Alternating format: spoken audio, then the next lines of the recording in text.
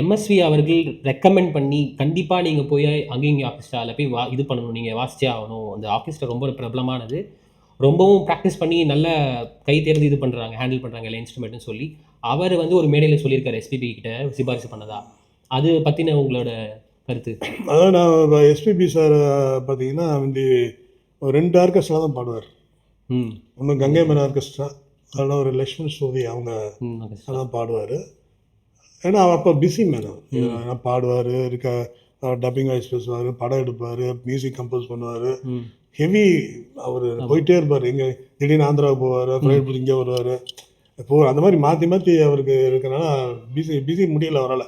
2 மூணு டேட்டு கொடுத்து சாரி தம்பி நான் முக்கியமாக அங்கே போயிட்டுருக்கு, இங்கே போயிருக்கு, டப்பிங் போய் அவனை செய்யணும் அப்படின்னு சொல்லி அவாய்ட் பண்ணிட்டு வந்தார். நானும் ஒரு டயத்தில் சரி வேண்டாம் எல்லாத்துக்கும் கூப்பிட்டு 2 வருஷமாக கூப்பிட்டுக்கிட்டு அப்படின்னு விட்டுட்டா போகிறேன். எம்எஸ்சியோட பேசி படிக்கும்போது ஒரு கம்போசிங் அவர் வந்து உட்காந்தாரு. நான் கம்போஸ் பண்ணுறேன் விஜயா கார்டனில் தான் இப்போ உட்காந்து கம்போஸ் பண்ணுறேங்க. நான் உட்காந்து தம்பி உட்கார் அப்படின்னு உட்காந்து பேசிட்டேன். படம் நல்லா இருக்காரா அப்படின்னு கேட்பாரு. கேட்டு முடிச்சா ஒரு நிமிஷம் அப்படின்னு பாடு அவர்களே பாடுங்கள் அப்படின்பாரு. எனக்கு பாட்டெல்லாம் சொல்லி கொடுத்து பாடும்போது நான் சொன்னேன், அண்ணன்ட்ட சொல்லுங்கள் வரவே மாட்டேங்கிறாரு ஆர்கெஸ்ட்ராவுக்கு, நீங்களாம் வந்து அவர் 10 வருஷம் இங்கே வந்தார். யார் எம்எஸ்னா 10 வருஷம் கண்டினியூவாக கூப்பிட்டு வந்தேன். வருஷம் நம்ம கோட்டை மாறுவங்களுக்கு அவர் கெஸ்ட்டாக வருவார், ஆண்டு உலகம் வருவார். வந்திருக்கீங்க பாருங்கண்ணே வரமாட்டேங்கிறாருண்ணே சொல்லுங்கண்ணே அப்படின்னு.